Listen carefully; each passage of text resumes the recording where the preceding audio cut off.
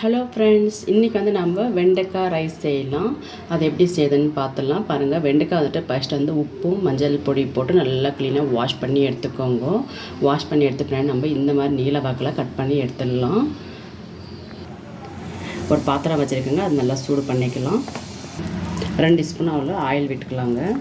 எண்ணெய் சூடானு நம்ம வெண்டைக்காய் சேர்த்தாச்சுங்க. இப்போ கேஸ் ஸ்லோ பண்ணிவிட்டு நிதானமாக ஃப்ரை பண்ணிடலாம்.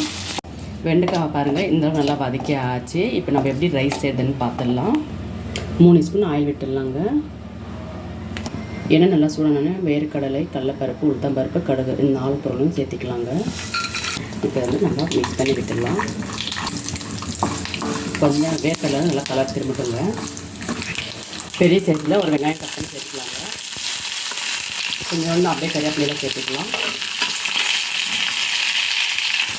ஃப்ரை பண்ணிக்கலாங்க. வெங்காயம் நல்லா வதங்கி வரைக்கும்.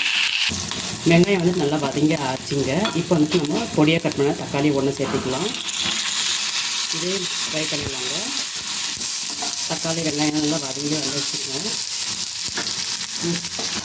வறுத்த வச்சு வெண்டைக்காய் சேர்த்துக்கலாங்க.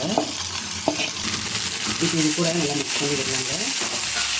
2 நிமிஷம் ஆச்சுங்க. நல்லா வதங்கிருக்கு. சில்லி பவுடர் 4 ஸ்பூன் சேர்த்துக்கலாங்க. 4 ஸ்பூன் கரம் மசாலா சேர்த்துக்கலாங்க.